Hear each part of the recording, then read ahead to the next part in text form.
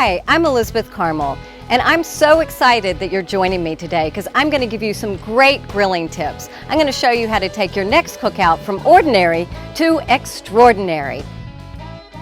It all starts with the best quality meat from Allen Brothers. I mean, look at this meat. It's gorgeous.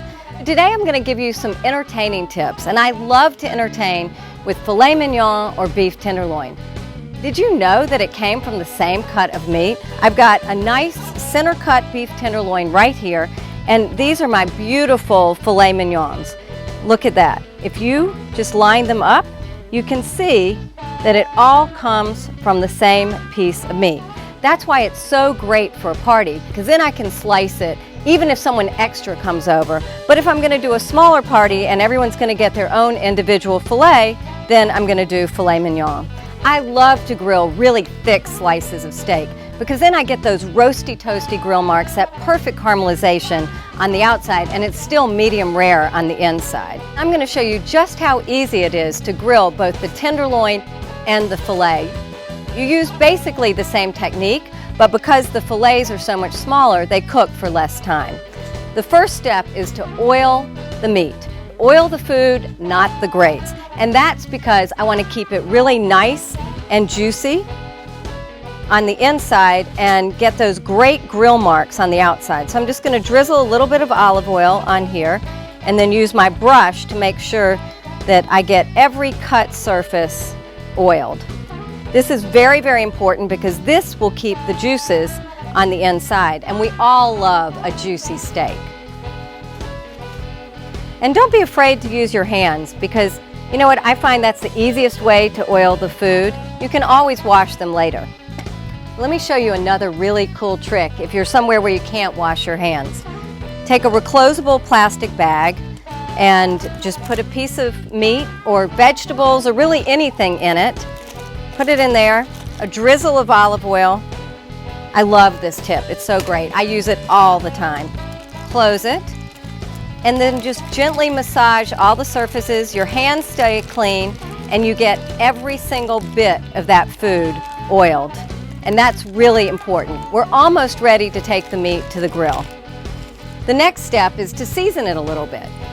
I'm from the camp that you salt your meat right before you put it on the grill because, you know, salt brings moisture out of the meat, and that's going to impede those great grill marks. And I want really good grill marks on my meat because you eat with your eyes before you taste with your palate, and I love the look of great grill marks. So we're going to season it, and you can see that I'm about an arm's length away from the food. And that's very important because if I was close to the food, then the salt would go all in one direction. I'm going to turn them over because you want to salt on both sides.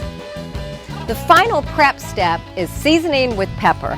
I like to use freshly ground pepper, and when you grind it yourself, it releases all those delicious aromatic oils, and I only pepper it on one side. So now we're ready to go to the grill. We're going to sear it over direct heat, and then once it's seared and has those great grill marks on it, we're going to move it to indirect heat. I've preheated my grill with all the burners on high till about 500 degrees.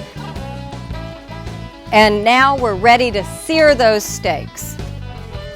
Just wait till you see how simple and delicious this is.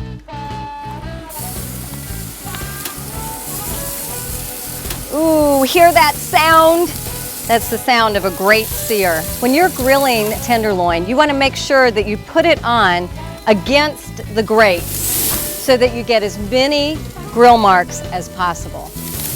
I'm going to close the grill because the longer it stays open, the longer it's going to take your food to cook.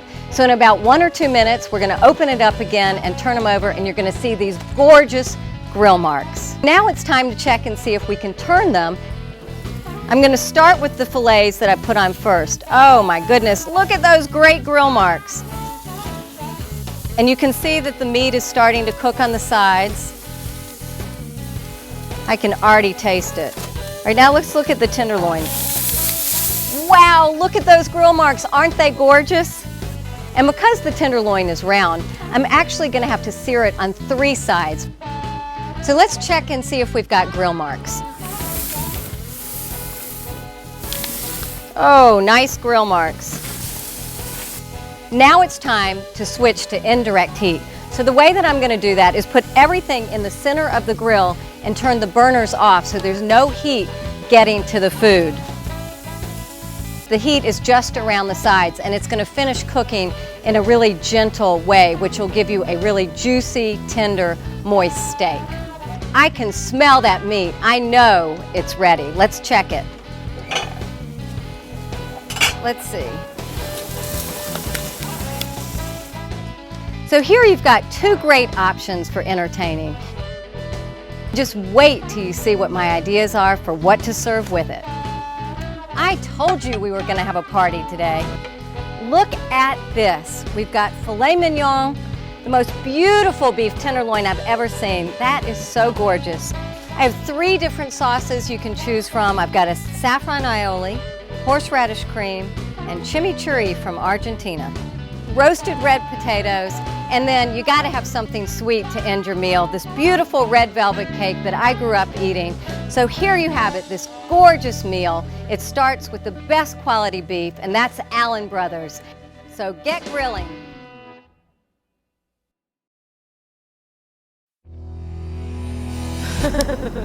Oh yeah.